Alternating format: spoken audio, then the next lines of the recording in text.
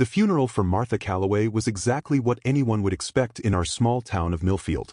The century-old Episcopal church was filled with familiar faces, some genuinely grieving, others there out of obligation.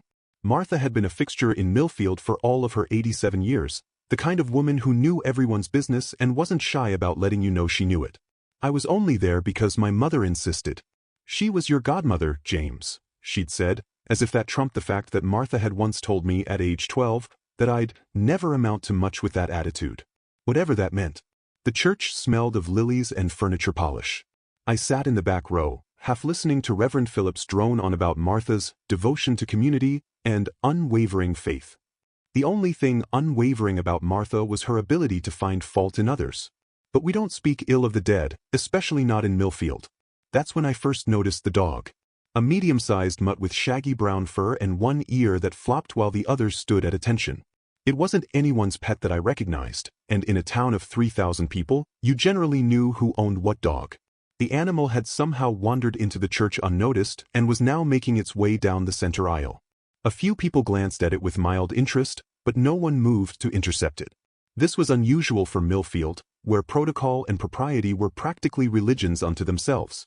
The dog reached the front of the church and stopped directly in front of Martha's mahogany coffin. It sat on its haunches, staring at the box as if expecting it to open.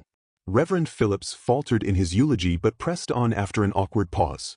Then the dog began to bark. Not aggressive, threatening barks, but insistent ones. Like it was trying to alert us to something. Would someone please remove that animal? Reverend Phillips asked, his voice strained. Nobody moved. The dog barked 3 more times, then fell silent, still staring at the coffin. Martha's daughter, Eleanor, was sitting in the front row. She turned around, her face a mask of irritation. Can someone please get that dog out of here? This is disrespectful. I don't know what came over me, curiosity maybe, or just the desire to escape the stifling atmosphere, but I stood up and made my way to the front. The dog didn't acknowledge me as I approached. Its focus remained locked on Martha's coffin. Come on, boy, I said softly, reaching for its collar. But there was no collar. I tentatively placed my hand on its back. The dog's fur was cold to the touch, despite the warm spring day. I've got it, Reverend, I said, though the dog made no move to follow me. Then I noticed something odd. The Reverend's face had gone pale, and a thin sheen of sweat had broken out on his forehead. His eyes kept darting between the dog and Martha's coffin. Is everything okay, Reverend? I asked, loud enough for the first few rows to hear. The question hung in the air like the dust motes floating in the sunlight from the stained glass windows. The church fell completely silent. Even the dog stopped its occasional whining. Of course, Reverend Phillips said too quickly. Please continue removing the animal so we can proceed. But I couldn't shake the feeling that something was very wrong. The dog's behavior, the Reverend's reaction, it all felt connected somehow. Why is the dog so interested in the coffin? I asked, addressing no one in particular but looking directly at Reverend Phillips. The question seemed to physically impact him. He took a small step backward, his hand clutching his prayer book so tightly his knuckles turned white. Animals sometimes sense things we cannot, he said, his voice noticeably higher. It's nothing to concern ourselves with. Eleanor stood up abruptly. James, please remove that animal now or leave yourself. But the dog chose that moment to bark again, 3 sharp, insistent barks. And then, to everyone's astonishment, it jumped up and placed its front paws on the coffin. Several people gasped. Eleanor let out a small scream.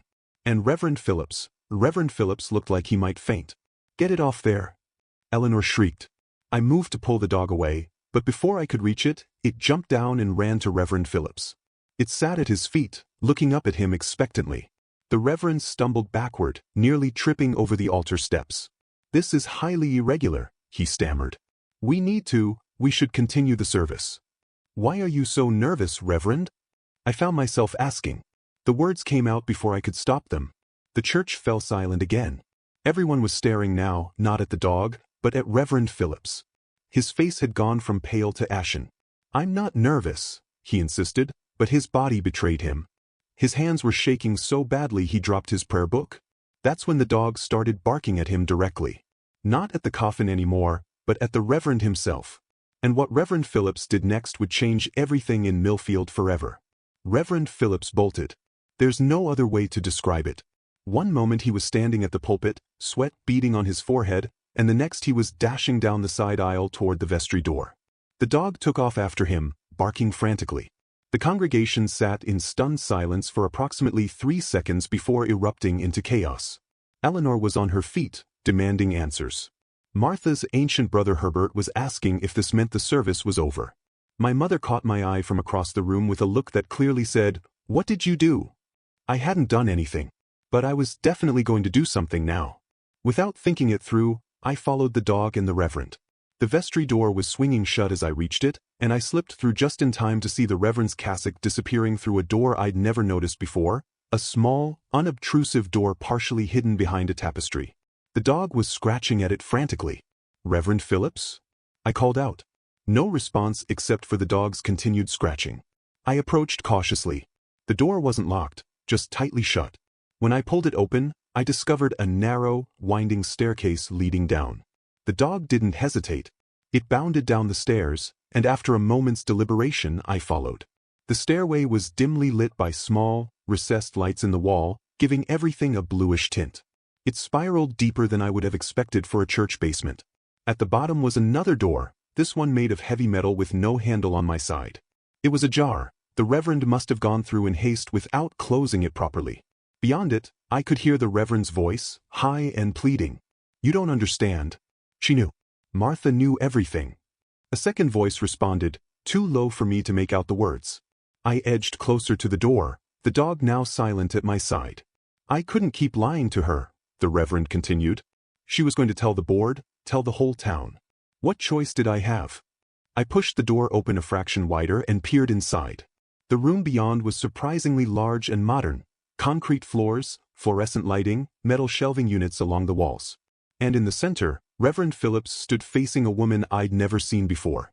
She was tall and severe-looking, with silver hair pulled back into a tight bun. She wore what looked like medical scrubs under a white lab coat. "You shouldn't have done it without authorization," the woman was saying. "There are protocols, Thomas. We've maintained this operation for decades without incident because everyone follows the protocols." "She found the files," the Reverend said. "She was cleaning in my office and found the files. She'd already read enough to know what we've been doing." The woman sighed heavily. "And you're certain no one else knows?" "Positive." "Then we'll proceed as planned. The transfer is all ready." She stopped abruptly, her eyes fixing on the door where I stood. "We have a visitor." I tried to back away, but the door swung open fully, revealing me and the dog to the room's occupants. The Reverend's face drained of color again. "James," he said weakly, "you shouldn't be down here." "What is this place?" I asked, trying to sound more confident than I felt. "What operation are you talking about? And what did you do to Martha?" The woman took a step forward. "I'm Dr. Eliza Hargrove. I run this facility. And you're trespassing on government property." "Government property? This is the church basement." She smiled thinly. "This hasn't been part of the church since 1962. Your town was chosen as a site for a special research initiative. The church board at the time agreed to our terms." I noticed now that beyond them was another door, partially open. Through it I could see what looked like hospital beds. Several of them. "What kind of research?" I asked, my mouth dry. The dog growled softly beside me, still fixated on the Reverend. "Nothing that concerns citizens of Millfield," Dr. Hargrove said. "Reverend Phillips here serves as our liaison. He helps us identify suitable candidates and ensures the town remains unaware of our presence." "Candidates for what?" I demanded. A horrible suspicion was forming in my mind. Before either of them could answer, the dog suddenly darted forward, running past them and through the partially open door. I caught a glimpse of laboratory equipment, monitors, and those hospital beds, at least 5 of them, each occupied.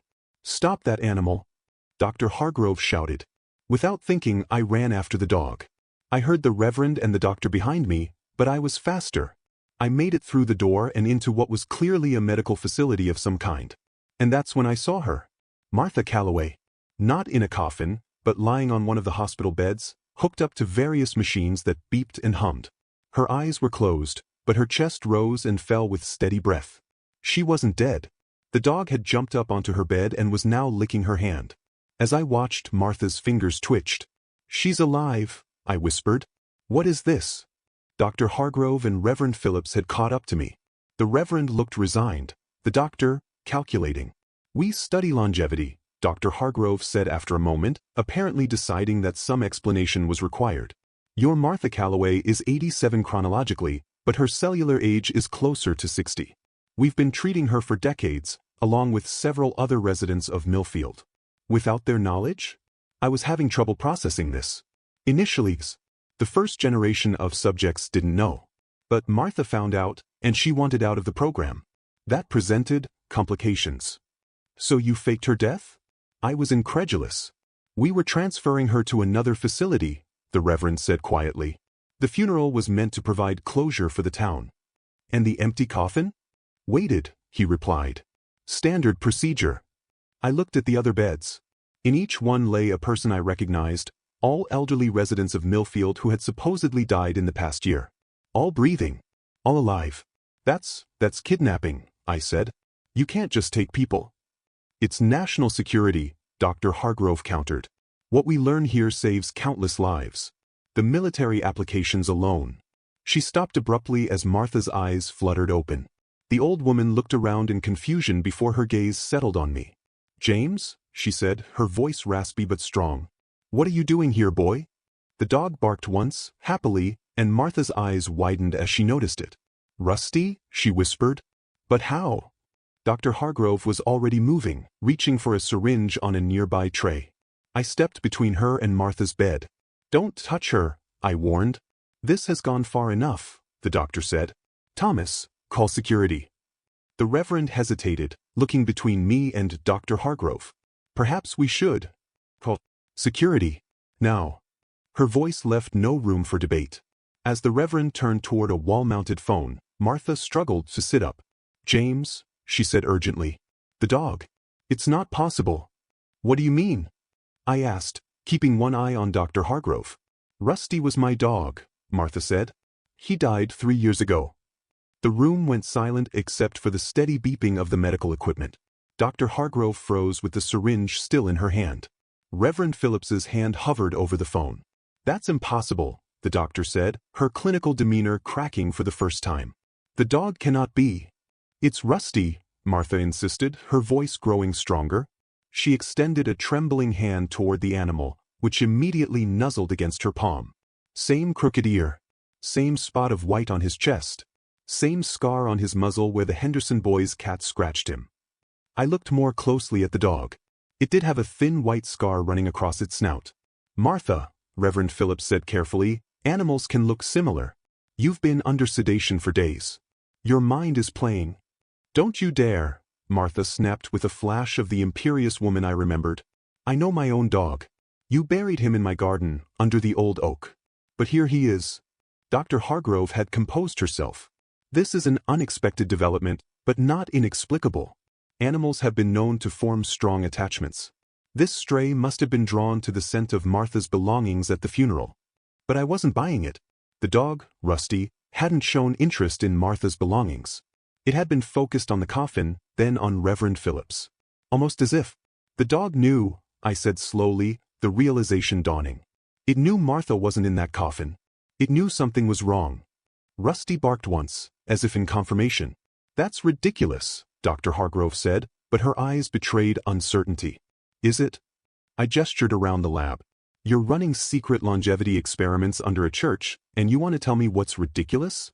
In the beds around us, I noticed other patients beginning to stir. The commotion had disturbed them. An elderly man I recognized as former Mayor Townsend blinked awake in confusion. Where am I? He mumbled.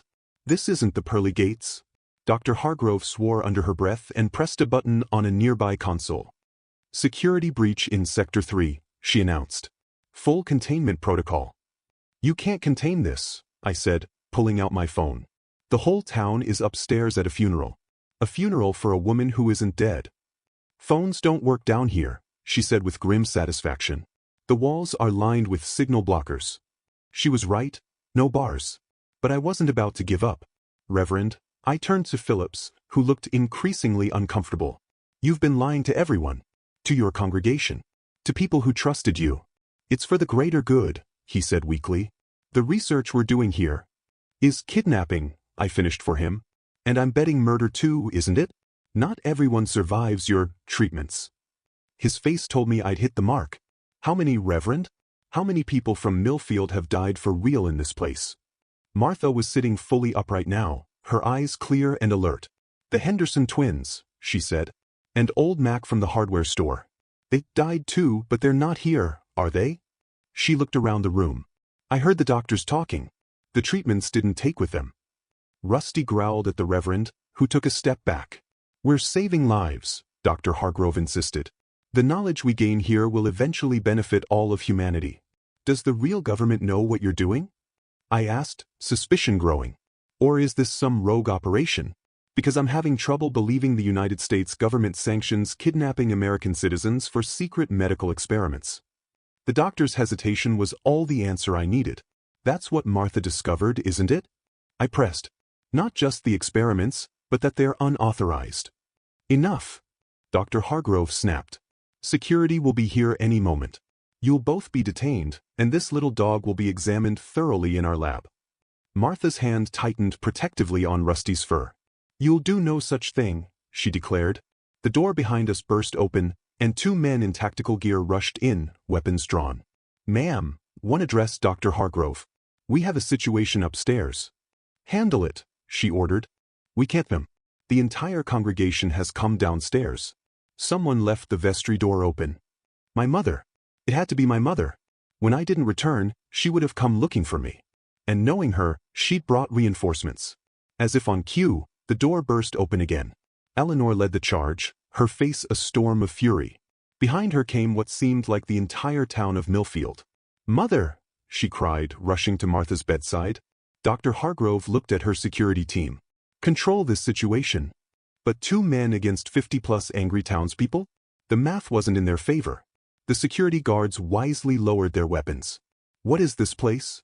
Eleanor demanded, looking around at the other, deceased, residents now awake and confused. Dad, she gasped, spotting her father, Martha's husband, who had supposedly died 5 years earlier, in one of the far beds. They've been experimenting on them, I explained quickly. Longevity research. Without consent. The crowd's murmuring grew louder, angrier. Where's Sheriff Davis? Someone called out. Right here, came a voice from the back of the crowd, and the sheriff pushed his way forward. And I've got the FBI on the way. Called them the minute James's mother told me what was happening. Dr. Hargrove's face had gone from confident to calculating to cornered in the span of minutes. She looked desperately at Reverend Phillips, but he was backing away, hands raised in surrender. It was her idea, he blurted. All of it. I just provided access. Coward, Dr. Hargrove hissed. Sheriff Davis was already reading them their rights while deputies began checking on the patients. Someone had found a doctor in the crowd, a real one, who was now examining Martha. She's in remarkable shape for her age, he announced. All her vitals are strong. Of course they are, Dr. Hargrove said bitterly. Our treatments work. We've extended her life by decades. We could have changed the world. Not like this, I said. In the midst of the chaos, I felt something cold against my hand. Rusty had come to stand beside me, looking up with those intelligent eyes. I crouched down to pet him. How did you know? I whispered.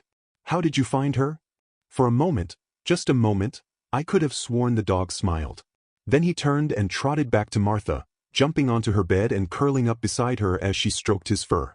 Reverend Phillips and Dr. Hargrove were being led away in handcuffs when Martha called out. Thomas, she said, her voice carrying across the now quiet room. The Reverend turned reluctantly to face her. You told me once that dogs can sense things humans can't. That they can see beyond the veil. He swallowed hard. It's just superstition. Is it? She asked, scratching behind Rusty's ear. I buried this dog 3 years ago. With these hands. And yet here he is. Coincidence, Dr. Hargrove scoffed. A similar-looking stray. Martha just smiled. Then how did he know where to find me? How did he know I wasn't in that coffin? No one had an answer for that. The FBI arrived 20 minutes later, followed by actual government officials who looked both shocked and furious at what they found. The facility, it turned out, had started as a legitimate research project decades ago but had gone dark, officially decommissioned but secretly continued by Dr. Hargrove and a small team who believed their work was too important to abandon. In the days that followed, Millfield experienced a series of reunions that could only be described as miraculous. Families torn apart by false deaths were brought back together. The resurrected residents were thoroughly examined by government doctors who confirmed that whatever treatments they had received had indeed slowed their aging significantly. Martha moved back into her house, with Eleanor and her husband beside themselves with joy at having both parents return to them. And Rusty never left Martha's side. I visited her a week after the funeral that wasn't. She was in her garden, Rusty dozing in a patch of sunlight nearby. "How are you feeling?" I asked. "Better than I have in years," she said. "They kept us sedated most of the time. Clear mind feels like a luxury now." I nodded, then worked up the courage to ask the question that had been bothering me. "Martha, about Rusty, do you really think?" She looked at the sleeping dog with affection. "That he came back? That he crossed whatever lies beyond to find me when I was lost?" She shrugged. "I buried him under that oak tree right there. And yet here he is." "But that's impossible," she finished for me. "Maybe. Or maybe there are more things in heaven and earth than are dreamt of in your philosophy." She smiled. "What I know is this: love doesn't end, James. Not if it's real. It finds a way back." As if hearing his name in her thoughts, Rusty lifted his head and looked at us. His eyes met mine, and in them, I saw something old and knowing and impossibly kind. I never did figure out the truth about that dog. No one did. DNA tests were inconclusive. The samples kept coming back with equipment errors. The FBI agents eventually stopped trying, too busy untangling the web of crimes committed by Dr. Hargrove and her team. Rusty lived another 7 years with Martha, who herself lived to the astonishing age of 104, sharp and spry until the very end. And when she finally did pass, for real this time, they found Rusty curled up beside her, having gone in his sleep the same night. They buried them together under the oak tree. And sometimes, on quiet evenings, residents swear they can see the silhouette of an old woman walking through the garden, a dog with one floppy ear trotting faithfully by her side.